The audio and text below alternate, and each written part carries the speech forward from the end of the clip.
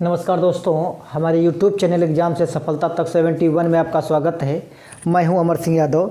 देखिए, पहला प्रश्न आ रहा होगा। हाँ, वीडियो रोक कर बनाइए और देखिए कितने प्रश्न बना लेते हैं, आप लोग बनाते नहीं हैं। प्रश्न कहता है 2/3, 3/4, 1/2 तथा 4/5 को आरोही क्रम में लिखना है। तो भैया 2/3, 2/3 और कामा आरोही क्रम में लिखना। आरोही का मतलब होता है सबसे छोटा, फिर उससे बड़ा, फिर उससे बड़ा, फिर उससे बड़ा। अब आप कैसे समझ सकते हैं कि ये भिन्न छोटी कौन सी है और कौन सी बड़ी है? तो देखिए क्या करते हैं, पॉइंट लगाएंगे, जीरो बढ़ाएंगे, सब में पॉइंट लगा दीजिए और जीरो बढ़ा दीजिए। ठीक है, क्योंकि ये सब छोटे हैं नीचे वाले से। तो देखिए 3 छाक 18 और 3 छाक 18, 4 सत्ते 28, 4 पंचे 20 और 5 दूनी 10 और 0, 5 अट्ठे 40 और 0 रख सकते हैं। अब इसमें यह देखना है कि सबसे छोटा कौन सा है। तो भैया इसमें पॉइंट 66 है, पॉइंट 75, पॉइंट 50, पॉइंट 80। तो सबसे छोटा जो है 1/2, उसके बाद में 66 है छोटा, तो 2/3, फिर उसके बाद में 75 है तो 3/4 और फिर 4/5। ये आपका आरोही क्रम हो गया। कौन सा क्रम हुआ बाबू? आरोही क्रम हुआ।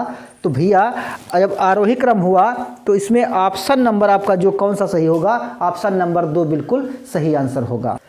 अगला प्रश्न देखिए, कहता है यदि किसी संख्या के 1/4 का 1/3 भाग 116 है, 16 है, तो वह संख्या बताओ।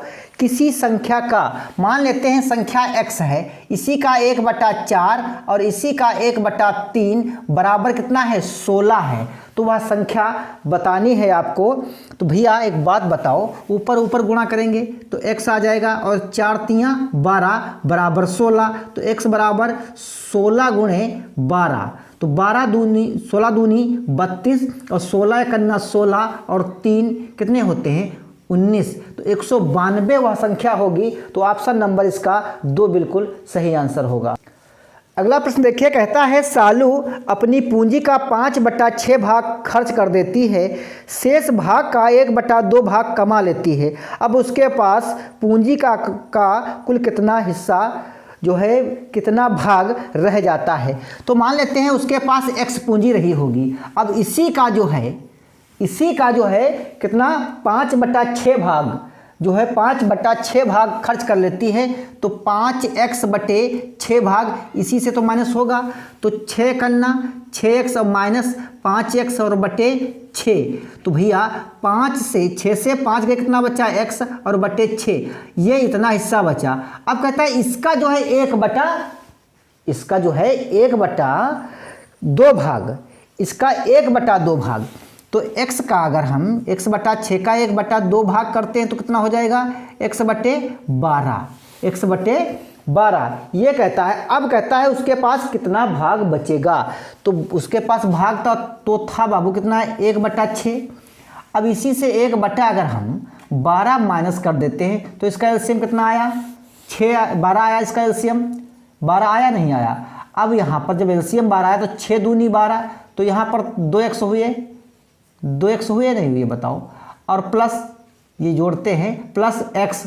अब ये हो गया कितना? 3x और बटे 12। तो 3 कन्ना 3, 3 चक्कू 12। तो x/4 भाग जो है उसके पास बचेगा। तो भैया इसमें ऑप्शन नंबर आपका 4 बिल्कुल सही आंसर होगा। अगला प्रश्न देखिए, कहता है कि 48/64 का जो है लघुत्तम रूप, 48/64 का लघुत्तम रूप। तो 8 छंग 48, 8 अट्ठाई 64, 2 चक्कू 8 और 2 तियाँ 6। तो 3/4 जो है बाबू इसका लघुत्तम रूप होगा। तो इसमें ऑप्शन नंबर आपका 3 बिल्कुल सही आंसर होगा। अगला प्रश्न देखिए, कहता है एक बांस का 3/10 भाग कीचड़ में, 3/5 भाग पानी में, शेष 5 मीटर जो है पानी की सतह के ऊपर है। तो बांस की लंबाई बताओ। तो बांस की लंबाई हम मान लेते हैं x। अब इसी से देखिए जो पानी के अंदर है वो कितना है? 3/5 भाग है और कीचड़ में 3/10 भाग है। तो इसका अगर हम 3/10 भाग लिखेंगे तो 3x/10 और ये जो पानी के अंदर है वो कितना है 3/5 भाग, तो 3x/5 और शेष जो है वो 5 मीटर जो है क्या कहता है ऊपर है, 5 मीटर ऊपर है। अब बताओ अगर इसको हम सॉल्व करेंगे तो हमारा जो है बांस की लंबाई निकल आएगी। तो भैया x यहाँ पर हो गया। अब देखिए 5 तियाँ 15 और 10 तियाँ 30x, ठीक है, और 10 पचे 50 और ये हो गया आपका 5। अब 15 और 30 होते हैं 45x। अब -x और बटे 50 बराबर 5।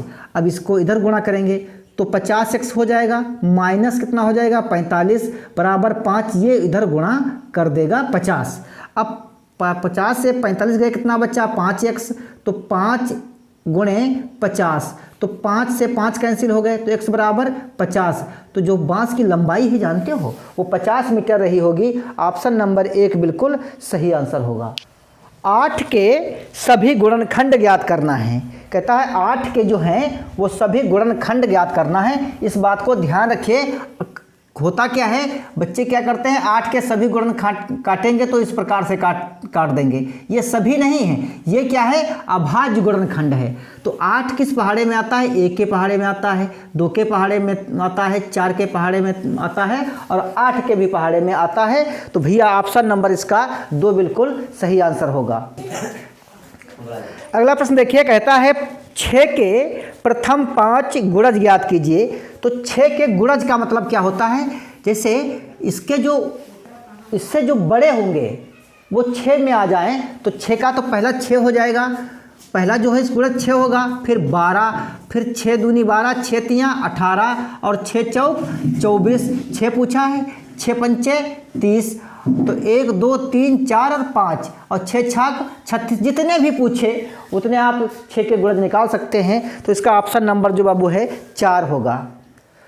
अगला प्रश्न देखिए, 12 और 16 के उभयनिष्ठ गुणनखंड ज्ञात कीजिए। उभयनिष्ठ का मतलब होता है कि जो सब में शामिल हो 12 और 16, तो 12 और 16 के जो उभयनिष्ठ गुणनखंड होंगे वो भैया आपको बताना है। जो सब में शामिल हैं वही जो है आपके गुणनखंड होंगे। देखिए क्या होता है 1 हो जाएगा, 2 हो जाएगा, 3 हो जाएगा, 4 हो जाएगा और भैया 6 होगा और इसके 12 होंगे, ये गुणनखंड हुए।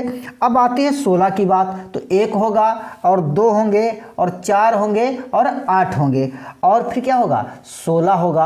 अब उभयनिष्ठ का मतलब होता है जो सब में शामिल हो, तो 1 शामिल देखिए इसमें है और 2 शामिल है इसमें और क्या है 4 शामिल इसमें है, तो ये 4 हो गए। तो उभयनिष्ठ गुणनखंड जो हैं 1 2 और 4 हो गए। तो भैया ऑप्शन नंबर इसका जो है कौन सा सही होगा 3 बिल्कुल सही आंसर होगा।